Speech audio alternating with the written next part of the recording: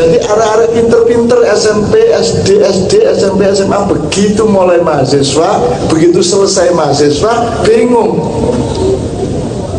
Akhirnya melayu kayak Archandra nang Amerika, kayak Ricky Elson nang Jepang. Dan semua anak-anak kreatif Indonesia bekerja di luar negeri. Ojo meneh Ricky Elson, ojo meneh Archandra, Habibie loh gak diregani. Lah wes.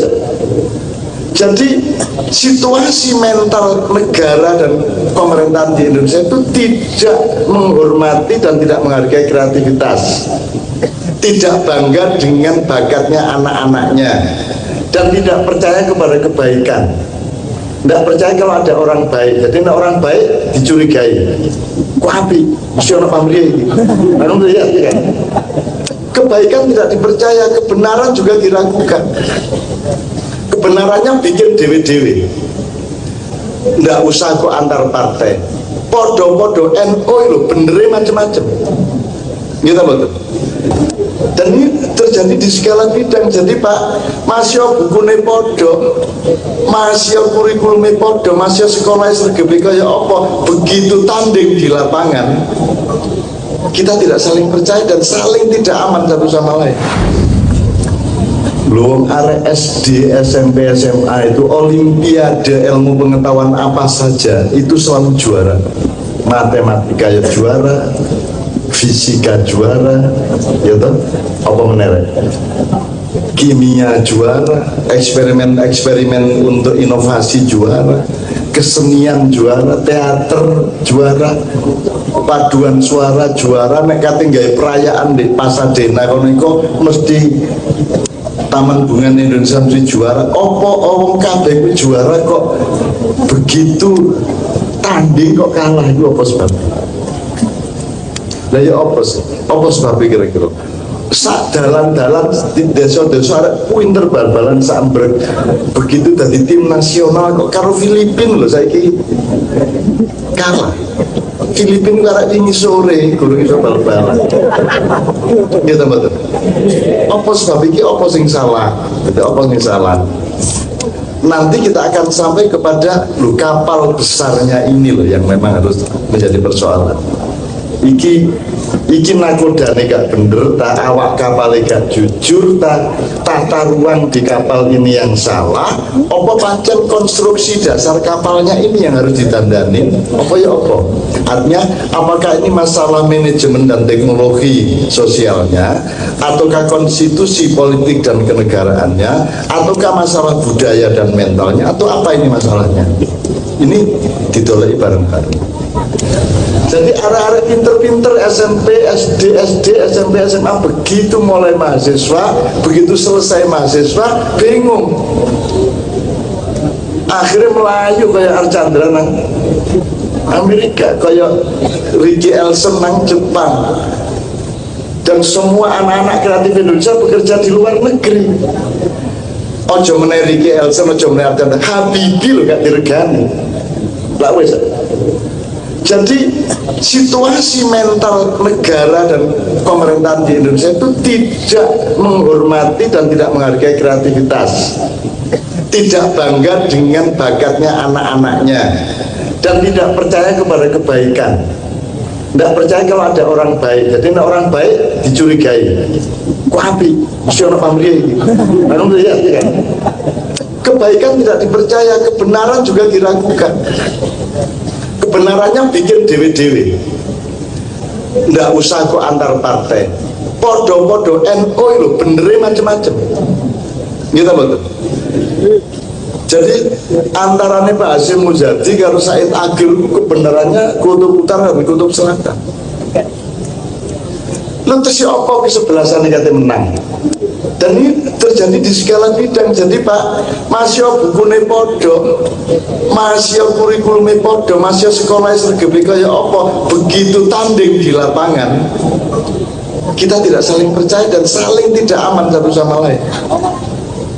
Karena kita tidak aman sama teman kita, kita pun juga menjadi orang yang tidak mengamankan orang lain. Kan gitu Pak. Itu problem kita.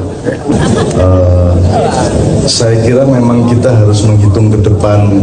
Jadi ono sing dihitung jangka pendek, ono sing rodok menengah, ono sing jangka panjang. Jadi apa itu policy kurikulumnya atau cita-cita akademisnya maupun orientasi ke depannya sebagai manusia Indonesia, bangsa Indonesia, itu kudu ono orientasi yang kita bagi bener. Ono sing konsentrasi untuk pragmatis golek penggawean maring ngono, ono sing urusane ya rada ado titik lah, tapi ada yang urusannya cita-cita besar sebagai bangsa Indonesia. Jam kalau dilihat-lihat apa sebabnya aku bergetarin soal kapal itu, ya pertama mesti kapal Nabi Nuh pertama, tapi kok seiku kegedean. Karena kalau ngomong kapal Nabi Nuh saya harus ngomong Balkadaba dan iblis juga. Aku ngomong iblis untuk seneng kok ngomong turunane. Nah, jadi saya ngomong mengenai Banawa dulu. Banawa itu kapal, ya kapal. Saya pernah bikin acara sebelum Pilpres 2014 di Pendopo Mojopahit, acara yang berjudul Banawa Sekar dengan penari rodat 1027 dan hadirinnya yang datang dari pagi sampai malam sekitar 40.000. Kita sebut Banawa Sekar. Banawa Sekar itu satu kepustakaan di mana ada integralitas antara darat dan laut.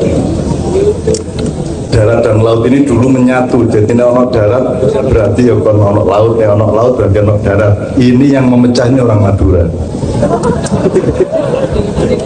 Jadi orang Madura selalu mempersoalkan bahwa urusan darat bukan urusan laut, tapi seru ceritanya ya.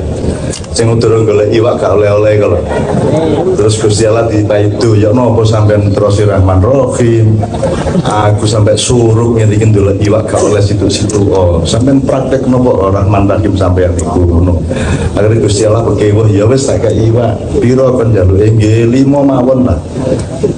Kula kali bojo kula loro, anak kula 3, dadi lumayan lah mangke dalu saged mangan iwak 5. Terus Gusti Allah ngekei 5, dadi teko segoro iku mencolot iwak nang perahu ya Madura. Iku 5 temenan, terus dhek main demen mosok 5 temenan. Ojo temen-temen pokoknya. Yo Rahmani 5 terus Rahime 5 meneh ka 10 ngoten lho. Nah Gusti Allah kok digunggung, dikei temen. Akhirnya pencolot-pencolotnya sampai bek kapale ndayek-ndayek gak iso ditumpak, ya akhirnya ditarik nganggo tali diseret nang pantai. Begitu sampai pantai dhek menggeh-menggeh ndelok kiwa tengah lah kok ono geni, ono asap membubung, dan iku ndek desaku yo ketok iki. Wah iki omahe sapa sing kobong? Begitu dhek mulai kate mlayu ndelok omahe sapa sing kobong, ono wong teko mlayu, "Cak omah sampeyan sing kobong." Jadi gara-gara dhek main itu Gusti Allah, ya dikai iwak tapi omahe terus muring-muring meneh dek nang Gusti Allah. Ya apa sampean karepe? Wong urusan niki wae ten laut, sampean go-go ten darat. Jadi sing mecah laut darat iki Madura. Mumpung ada pimpinan Anda yang orang Madura juga, jadi saya harus menyebut itu. Tadi kita sudah diskusi banyak tema-tema yang akan kita eksplorasi, kita elaborasi, dan kita coba jadikan pemahaman-pemahaman dasar supaya Anda sebagai mahasiswa maupun siapapun saja yang bersimpati kepada kampus ini mengambil keputusan tentang dirinya sendiri. Jadi tapi kok sih lah soal khalifah, soal segala macam, soal kok sih. Tapi saya mulai dari Banawa Sekar tadi. Banawa itu artinya kapal, Sekar itu artinya kembang. Jadi uang nek di kapal gak kira eling kembang. Kita betul. Uang nek wis ngurusi kembang gak kira eling kapal. Kita betul. Maka ada integralitas Banawa Sekar. Pak, sampai orang Madura ada enggak Magada? Bahasa Madura Magada ada enggak? Enggak ada ya? Enggak ada ya? Maga enggak ada ya? Gede enggak ada? Enggak ada ya? Aku curiga soalnya enggak, maksud saya gini loh. Kan kita itu punya lagu nenek moyangku Loh, kok gak dikembangkan, kok gak diteliti sih? Wis cetha to nek moyang Anda itu orang laut, dan Anda itu sudah merambah dunia sebelum Yesus lahir. Itu orang di Nusantara sudah kemana-mana.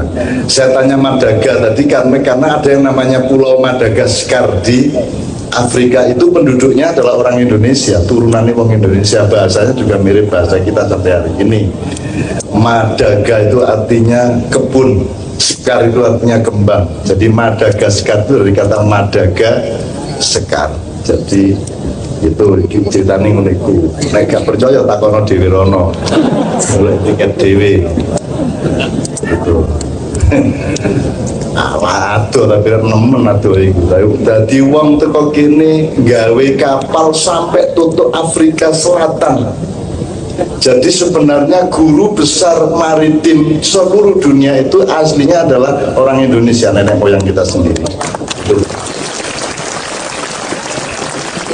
Nah, saya mohon kalau ada teman-teman mahasiswa mau diteliti lagu nenek moyang orang pelaut itu. Jadi itu karangan itu serius, itu pasti mengandung data-data dan fakta-fakta sejarah yang harus kita pahami bersama, dan itu boleh menjadi salah satu jingle dari kampus Anda. Nenek moyangku orang pelaut, terus cucu-cucuku koruptor-koruptor. Ya apa ini? Nah, sekarang Anda mulai mempelajari apa bedanya wong maritim karo wong agraris gitu ya, kira-kira ya. Manusia maritim dengan manusia agraris. Sudah pasti kalau maritim itu adalah jendelanya dibuka lebar, pintunya dibuka lebar, dia wawasannya lebih mendunia. Kalau jadi nek cara Al-Quran, maritim itu Rahman, dibuka cangkeme buka Rahman gitu, dibuka. Nek agraris iku Rohim, cangkeme mingkem, orangnya introvert, perjalanannya ke dalam dirinya, tidak keluar dirinya. Kalau maritim itu keluar dirinya, jadi dia berani bertanding, dia berani mengembara, dia berani nek coro Jogja Malioboro, dadi wali sing ngumboro gitu ya. Aku kapan engko nek diperlukan nanti tak urut apa sebabnya kok jenenge Malioboro. Sampai saiki wong Jogja dhewe akhire karo rumangsane iku pabrik rokok Marlboro ta ya apa. Iki Malioboro duduk Marlboro, tapi Malioboro. Malio itu artinya dadi wali, nek warung marungo, ya toh, apa meneh? Wadon madono, ya toh, apa meneh rek? Madono boro. Pangan mangano, ya. Apa meneh? Mata-matamu, ya. Angel delok Dianis duduk kuno wis angel. Nanti kita bicarakan ada yang namanya negara sarung dan bangsa sarung, nanti ini beliau biar menjelaskan nanti. Tadi kita sudah omongkan di dalam, dan sudah kita daftar tema kita malam hari. Tak terus nasib Banawa Sekar. Sejak kapan bangsa Indonesia itu jiwanya transform atau berubah, convert dari jiwa maritim menjadi jiwa agraris? Nah, aku jawabnya sederhana. Soalnya biyen sing jadi Ratu Mataram iku kudune Pangeran Benowo, tapi keliru Panembahan Senopati. Kan begitu. Iki dari jenenge wis cetha. Jadi Mojopahit kan sangat maritim, dan kapal Mojopahit itu ketika Mojopahit ada di Eropa belum ada teknologi kapal sebagaimana yang dicapai oleh Mojopahit, dan Mojopahit itu tidak bisa dikalahkan oleh dinasti Cina yang manapun. Nenek moyang kita itu. Sekarang kita ngalah, ya. Kita sekarang menempuh kemuliaan. Kalau duduk kita gagah, sekarang kita mulia. Mulia tidak monggo sampai encuk-encuken.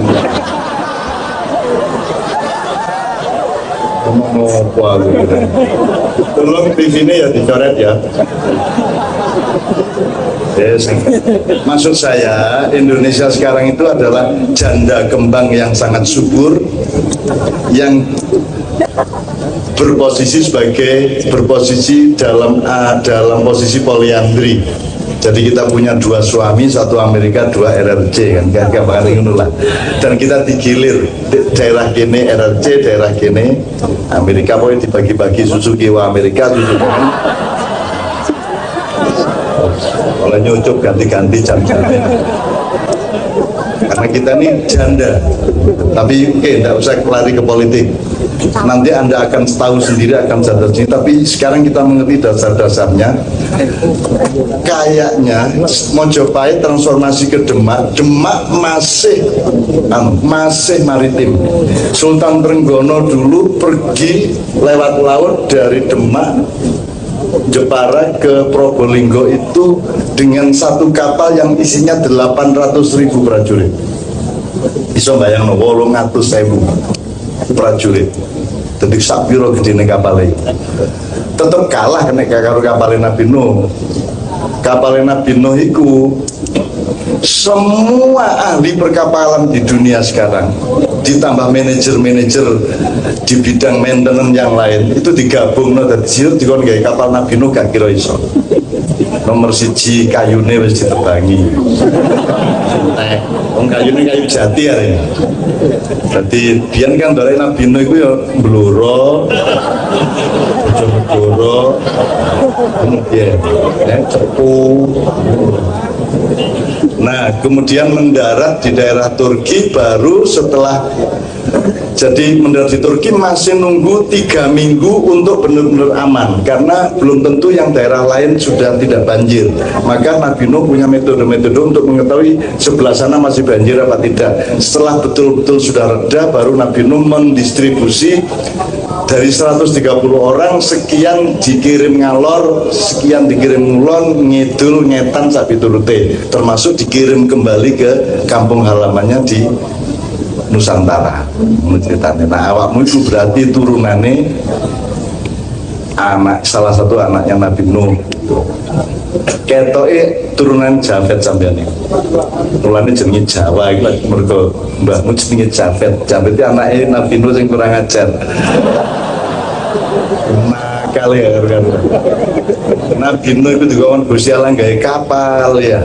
Terus marung ndolek kayu, terus anu rek dewangi rek. Anak-anake ngewangi kabeh, tanggane ngewangi kabeh, orang muslim ngewangi kabeh ndolekno kapal, ndolekno segala macam yang diperlukan untuk bikin kapal. Jafet iki nggawa kayu jati diotong-otong njaluk bayaran. Bapake dhewe lho dijaluki bayaran. Itu persis saiki. Persis kelakuane anak-anak saiki. Jadi berarti anak koruptor itu berarti turunnya Jafet itu. Bapaknya Dewi dintol lah bisa. Itu. Anda bisa bayangkan memuat 800.000 orang itu paling problemnya mangane ya apa? Gurung ana kompor listrik. Mosok cobek gini di kapal. Mosok nggo wareng. Ngono. Terus bahan-bahannya tekondi, maka ada teknologi makanan padat.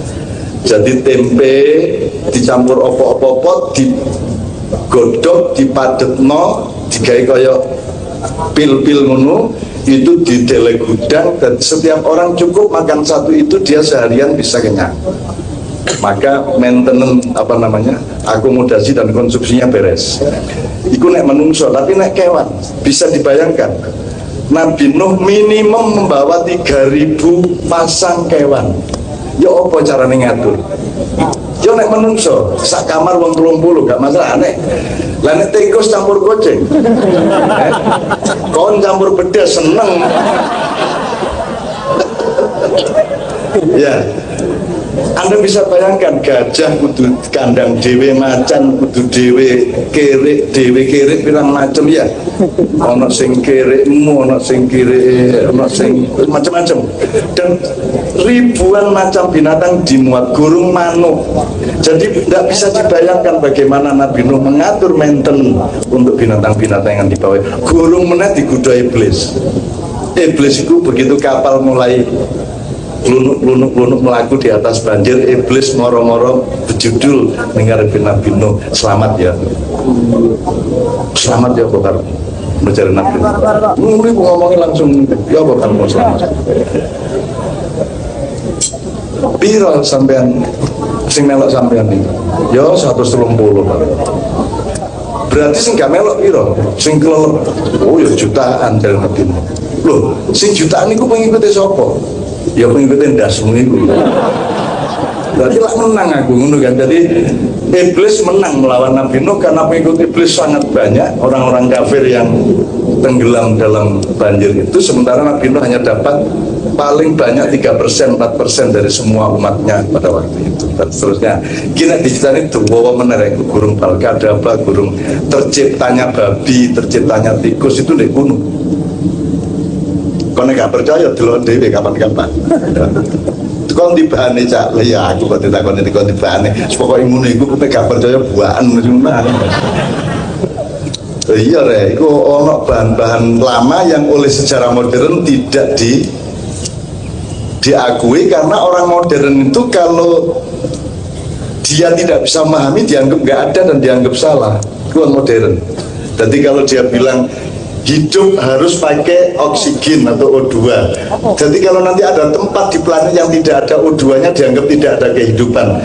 Cik goblok ya, lah Gusti Allah masih aku gawe urip sing gak ono oksigen lek kate lapo. Lah iso ae lah sakarep-karepe. Ono meneh kewan sing harus ada api, jadi uripe ndek api, ndek geni. Lah oleh sing Gusti Allah gawe ngono. Uta urip sing gak atik mancik kate lha apa? Wong bumi yo gak mancik, yo gak digantung, meneng ngene iki muter dhewe. Ya apa iki? Kok hidup didasarkan pada adanya O2? Ya karena O2 ya ono urip yo gak masalah. Dadi arek-arek iku gak rabi yo gak masalah. Apa urip kudu rabi? Ya rabi yo gak masalah. Apa meneh zaman ono dole.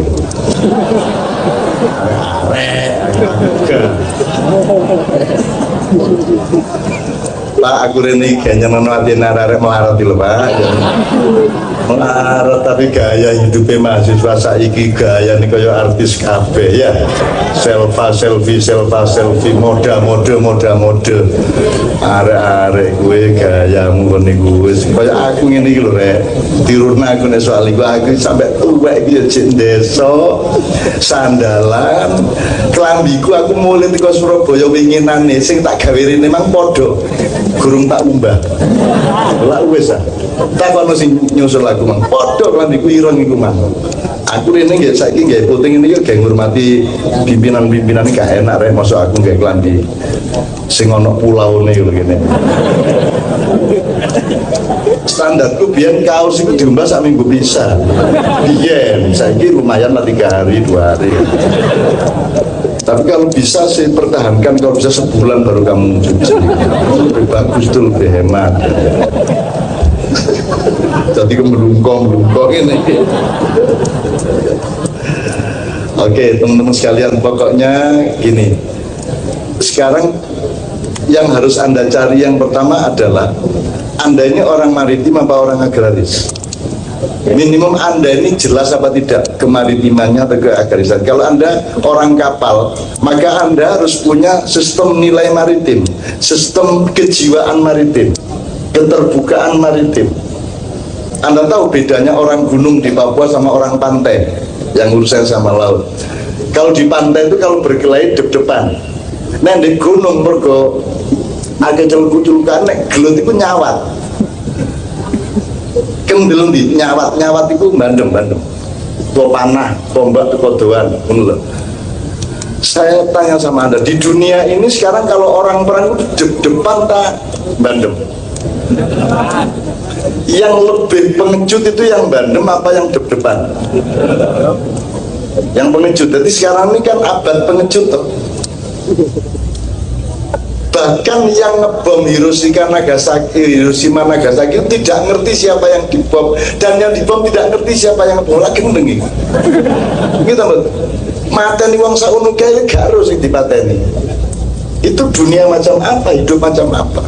Lu nek wong Jawa zaman biyen depan deh, mulane silat itu maju ini toh, nek kungfu kan ngene ya tak ini maju nek ya tak mergo disitulah martabat bangsa kita zaman dulu yang kemudian begitu Portugis datang, baru kita kesatriaan dan keperwiraan kita itu menurun. Kenapa? Karena kita dirampok pakai meriam. Kapal-kapal Mojopahit dan Demak itu dirampok pakai meriam, senjata sing dibandemno dari jarak jauh. Akhirnya Demak merubah kapal untuk ekspor beras itu dari bunder ini, rodok lonjong bunder ya, menjadi kapal kecil-kecil yang dijaga prajurit. Ternyata ini juga tidak menguntungkan karena tetap bisa bandem kono. Dulu kan kapal Mojopahit maupun kapal Demak itu tidak ada urusan perang, urusannya itu ekspor impor kan gitu. Ya rempah-rempah, ya beras, ya jagung, ya kedelai kan gitu. Tapi begitu ono perampok-perampok ke Eropa pada abad 15-16 itu maka mulailah ditantang yang namanya keperwiraan dan kejantanan kita. Jadi gelut saya itu gak depan tapi bandem-bandeman teko doang.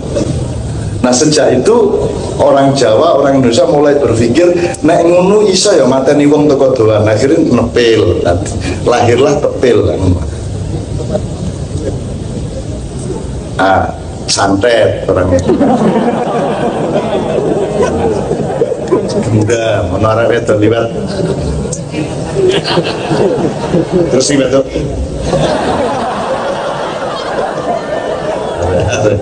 Engko mesti ono sing diburi karo salaman sak niku yo napa wirite cak. Capurane arek-arek. Sing dijaluk nang aku sing gagah. Oke ya. Jadi sekarang yang kita tentukan adalah Anda sebagai mahasiswa ini ada beberapa skala prioritas. Anda harus menentukan prioritasmu. Pertama, harus ada persentase untuk urusan penggaweanmu dan keluargamu setelah kuliah. Satu, itu kasih berapa puluh persen. Ada yang urusannya rada titik. Aku ya kepingin dandani negara rek. Aku ya kepingin melok-melok tadi itu apa? Fungsi sosial berdharma bakti segala macam. Itu rada menengah, rada titik. Tapi juga ada yang kita lakukan selama kuliah yang nanti mungkin bermanfaat nanti 50 tahun meneh, 20 tahun meneh, 100 tahun meneh. Gelem tak gak ono ngono iku. Anda rela enggak kalau Anda menanam pohon berbuahnya kelak setelah Anda sudah mati, rela enggak? Rela toh? Kita harus punya program itu juga. Anak cucu kita nanti yang menikmati. Nah, sampai melok maknya yang meniku. Duh hitungan kayak meniku. Engko anak-anakmu putu-putumu sing panen. Syukur gak suwe-suwe wis dipanenno karo Gusti Allah. Gitu loh. Syukur.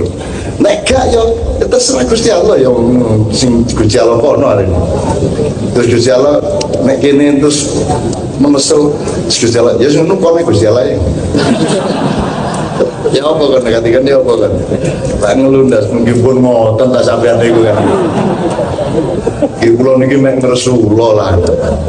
Ya nek kon gak terima kan Allah mengatakan barang siapa tidak setuju dan tidak mau menerima ketentuanku, aku persilakan pergi dari alamku. Nanti kan ya apa enak ya melayu nanti kan ya nek ana nggon liyane kabeh kita Gusti Allah ya nanti kon ya nek sampean teko lunga teko tempat kos iso nang kos liyane iso nurut nang kancane diusir dari bumi masih bisa ke Mars ke Jupiter ya nek diusir dari alamnya Allah terus nanti gini melayu ning pun ngoten ta sampean itu kan kita kira dari wiritanmu saiki pun ngoten ta asal tak boten wiritan ngoten lah gak apa-apa sih. Nggih, wiritan itu gak butuh bahasa Arab. Wiritan itu hanya jembatan untuk mencapai intimitas hatimu, hidupmu kepada yang memilikinya. Jembatannya supaya konsentrasi pikiran pakai wiritan, tapi itu jembatan saja. Nek awakmu wis iso intim, gak ada jembatan, alhamdulillah. Kayak lanang wedok nek wis dadi bojoku ana sing liwat ngene sik ngerayu sik carane mengkode njaluke macam-macam lho bojo-bojo lho ana sing zaman saiki sing zaman WA medsos iku Dik aku kok kepengin mateni wong Yahudi di Tengkulu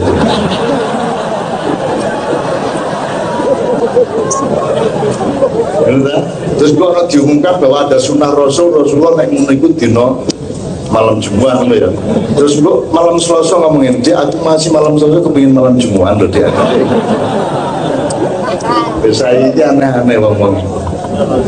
Jadi teman-teman sekalian ditentukan skala prioritasnya. Itu yang ukuran waktu, yang ukuran di dalam tata ruangmu ini. Anda harus bisa menentukan di antara semua urusan itu mana yang punya kemungkinan besar atau punya kans tinggi untuk Anda lakukan dan untuk tercapai. Karena sing iso dicapai, mesti ono, mesti iso. Misalnya nyambut gawe oleh tadi, mesti iso. Angger kon belum. Tapi ada wilayah-wilayah yang lain yang sifatnya relatif 50-50. Mungkin bisa dicapai, mungkin tidak. Ini harus siap. Ya, harus siap, tercapai siap, tidak tercapai siap. Terus ada yang ketiga, ada masalah-masalah, wilayah-wilayah, persoalan-persoalan, tema-tema dalam hidupmu yang diapa-apa no gak iso ini, mustahil. Nah, Anda harus rela terhadap itu, dan Anda harus mendaftar. Jadi kau mau ngubur-ubur barang yang mustahil, jadi menegakkan benang bahasa, misalnya menghilangkan judi dari sepak bola, kan mustahil. Ojo menengok bal-balan, terawih lu kayak totoan ada. Lagi aku ini ngomong ini harus yang totoan deh buri. Oh no, biasa nggak buri ini kayak kanjeng ini ono sing beredar di buri ini panggung buri ini kan.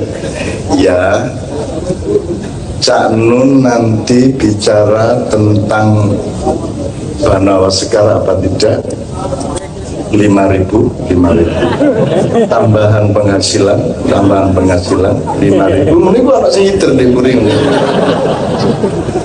lah kok bal-balan kok gak oleh judi ya mesti angel dong. Setiap orang ngusaha iki ono kendaraan liwat diganjil tak genep ya tak aja ya tak ya ayo aku rek ya tak ya ganjil tak genep lah ngono sih apa meneh rek sing saiki nemen wis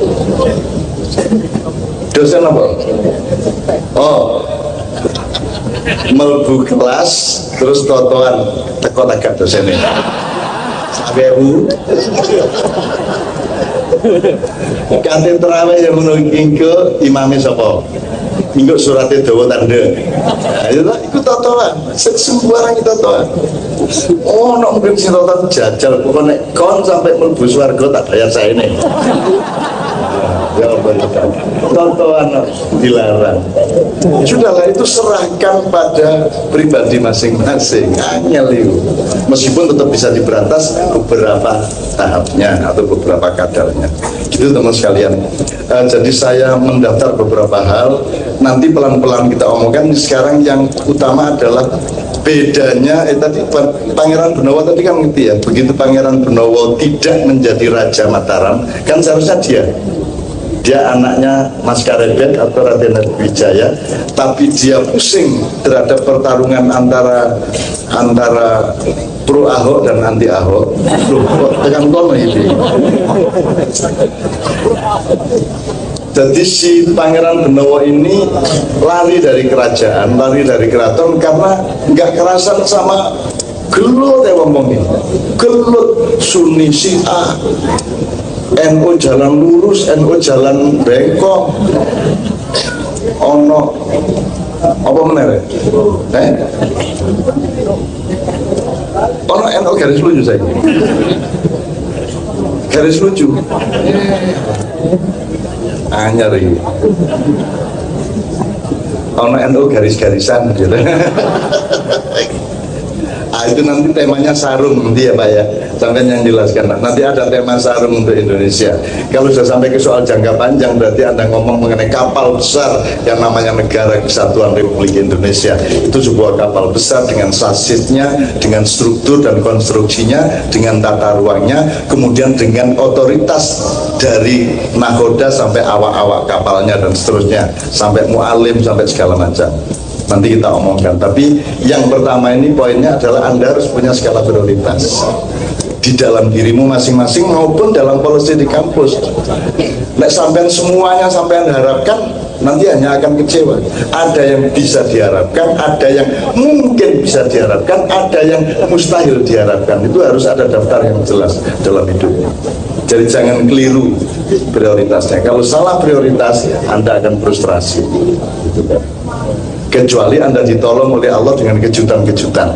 Misalnya oleh lotre, misalnya oleh morotua sugih gak ngejo, morotuane karek ibu nedok umurnya 73 tahun, begitu kok rabi ibunya mati, terus omai dadi tekmu karo bojomu. Nah, itu lain masalah. Kalau ya gitu ya teman sekalian. Oke.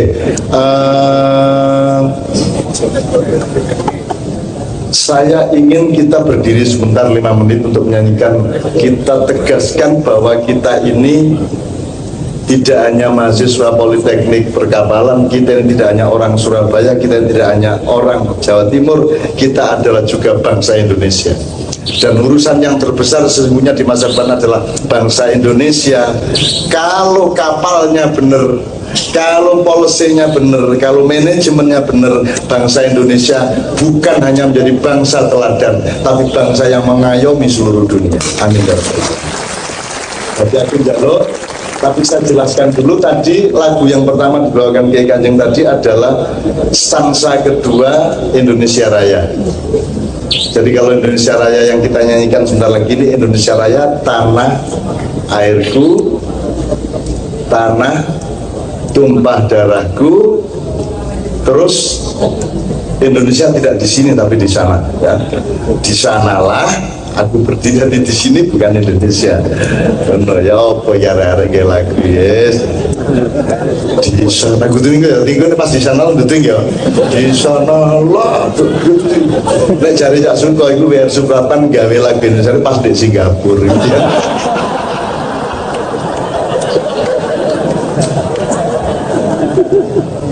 Tapi tetap kita nyanyikan berdasarkan Undang-Undang tahun 59 yang ditandatangani oleh Bung Karno, bahwa yang resmi dibawakan sebagai lagu kebangsaan nasional Republik Indonesia adalah stansa pertama, yaitu Indonesia tanah airku, tanah tumpah darahku. Stansa kedua adalah Indonesia tanah yang mulia, tanah kita yang kaya, dan seterusnya. Tolong Mam, ada teksnya Mam.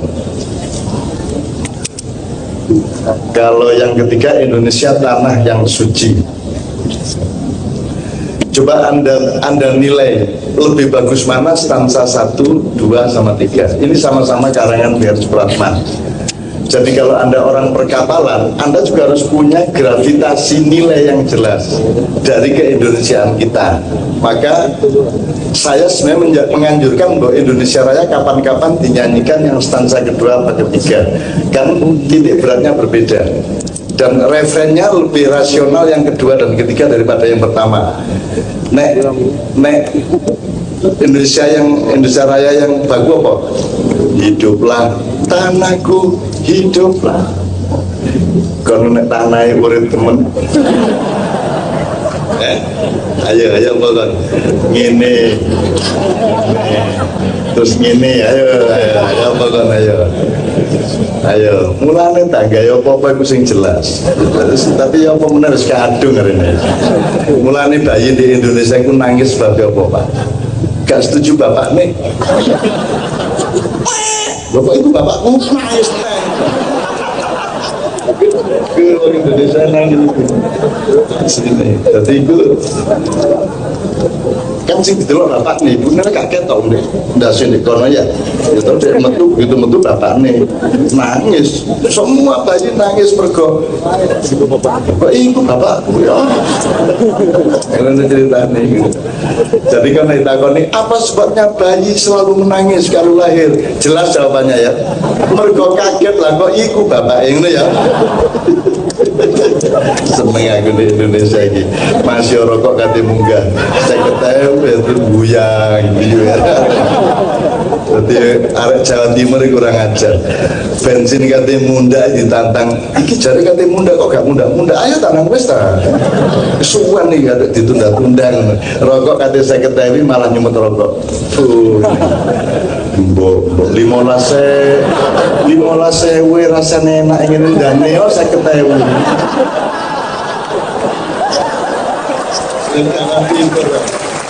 Jawa Timur kok ditantang, gitu kan? Jawa Timur ya ayo, lu tahu nantang kok ayo, sembarang ditantang. Bener. Oke. Indonesia tanah yang mulia, tanah kita yang kaya, bener ya. Di sanalah aku berada, di sana juga ya. Untuk selama-lamanya yang enggak. Terus gak apa-apa lah. Nanti gini terus ya swargone kapan? Aku nanya. Indonesia tanah pusaka kita semuanya ini penting. Marilah kita mendoa Indonesia bahagia. Suburlah tanahnya, suburlah jiwanya. Ini lebih masuk akal ya toh. Bangsanya, rakyatnya, semuanya.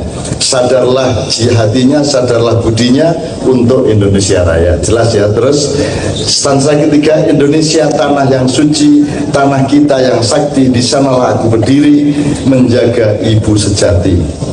Ini titik beratnya adalah nasionalisme rohania. Indonesia tanah berseri, iya medeni. Nanti lak glundung beringis nih ya.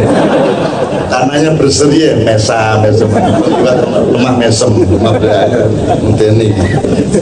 Tanah yang aku sayangi, marilah kita berjanji Indonesia abadi. Selamatlah rakyatnya, selamatlah putranya, pulaunya, lautnya, semuanya. Ini masuk akal sekali karena sekarang tidak selamat pulaunya, tidak selamat lautnya, gitu? Tidak selamat putranya. Kan gitu saya gigi. Majulah negerinya, majulah pandunya untuk Indonesia Raya. Oke, bismillahirrahmanirrahim. Kita tunda Pak telonya dan seterusnya.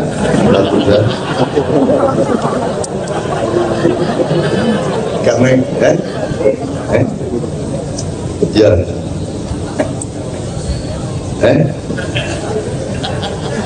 Aku terganggu karena telo. Iya, ya. Aku kate mangan kok sak marah-marah ya. Mesti ya di pandemi kok. Kau milih telone tak milih apa jenenge tempe re. Nek kon milih panganane berlaku cuma 5-10 menit. Tapi kalau kon tak kei tempe iso kok gawe nyolong ning dindi. Ya tak? Usianya lebih lama. Wong urip iku kudu ndelok titik beratnya di mana. Wis pelem itu sing paling penting kulitnya tak dagingnya tak peloke. Peloke wis temen.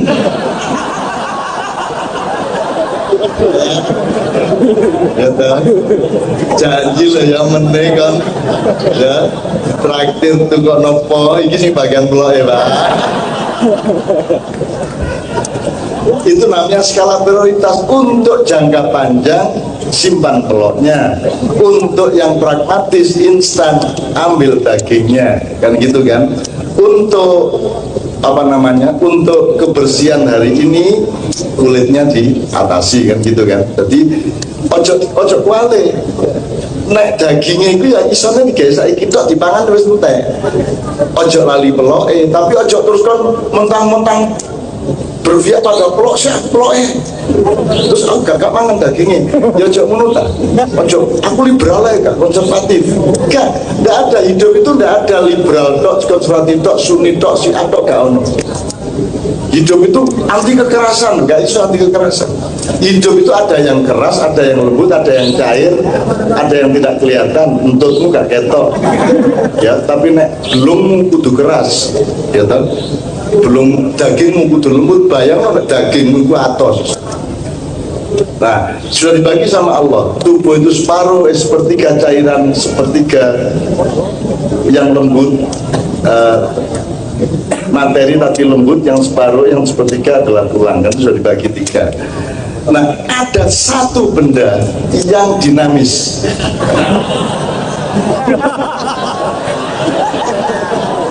Di situ hakikat hidup letaknya di situ. Masalahnya adalah satu, harus tahu tempatnya dan harus tahu saatnya, kapan dia lembut, kapan dia keras. Kalau kamu kehilangan proporsi terhadap dinamika benda itu, maka dan kamu harus punya titik akurasi kemana itu Ojo kentongan kok lebone.